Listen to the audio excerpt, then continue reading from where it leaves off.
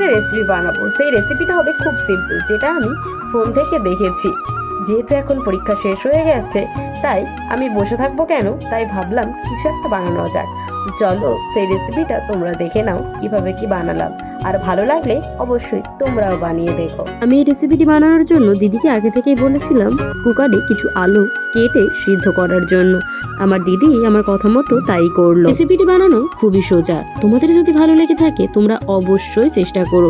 যেটা সন্ধেবেলার জন্য খুবই প্রয়োজন, মানে সন্ধেবেলায় এইরকম খাবার দাবার হলে আর কিচ্ছু মনে হয় লাগবে না। আর তো তাই মনে হয় সন্ধেবেলায় একটু মুখরোচক জিনিস হলে আর কি চাই, আর কিচ্ছু লাগবে না। আমি জানি আমার মতন অনেকের মনে হয়, অনেকের বলবো না, সবারই মনে হয় সন্ধেবেলায় একটু মুখরোচক জিনিস হলে খুব ভালো হয়। তাই জন্য আমি বসে পড়লাম এই মুখরোচক জিনিসটা বানাতে।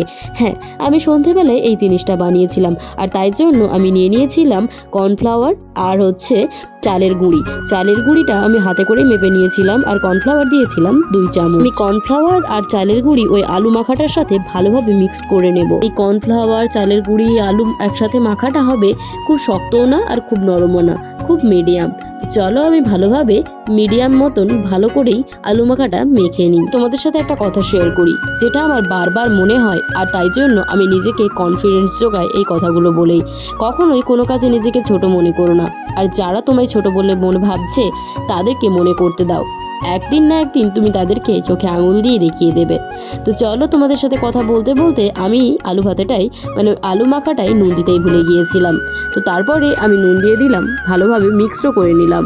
যেহেতু মাখা হয়ে গিয়েছিল, তারপরে ভালোভাবে মিক্সড করে নিলাম। আগের যুগের মেয়ে আর এখনের যুগের মেয়ে একটা পার্থক্য বলতে পারবে?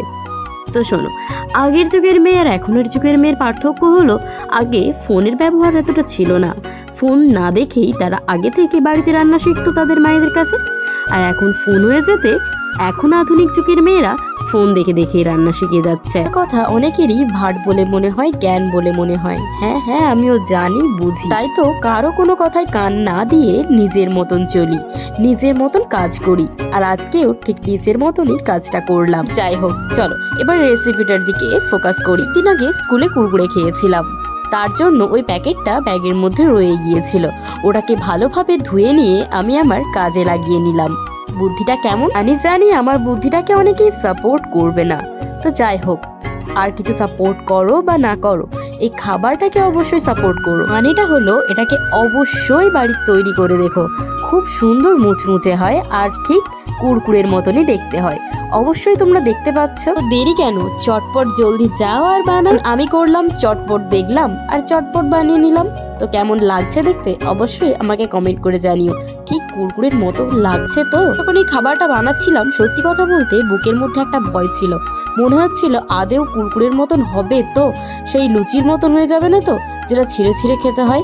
দিয়ে তারপরে দেখলাম না, প্রথমবার করে তারপরে দেখলাম না, ভালোই হয়েছে। আমরা দোকান থেকে যে সমস্ত খাবার কিনে খাই, সেই খাবারগুলোই যদি আমরা বাড়িতে তৈরি করি, অঢেল পরিমাণ খেতে পাই। কি তাই তো? ঠিক বললাম তো? আমার শেষ পর্যন্ত কুরকুরে বানানো কমপ্লিট। তারপর আমি নিয়ে বসে গিয়েছিলাম জলজিরা, ম্যাগি মশলা আর লেবু, আর তার সাথে ছিল লঙ্কার গুঁড়ো। এই যে লঙ্কার গুঁড়ো একটু ঝাল ঝাল না হলে মানায় না। তো চলো সবগুলোকে মাখিয়ে আমি, মা আর দিদি খেতে বসে গিয়েছিলাম। সত্যি দারুণ হয়েছিল, তোমরা অবশ্যই বানিয়ে দেখো। ভিডিওটা এতটা পর্যন্ত, দেখা হচ্ছে পরের একটা অন্য ভিডিওতে। ততক্ষণে তোমরা ভালো থেকো, সুস্থ থেকো। টাটা সবাইকে।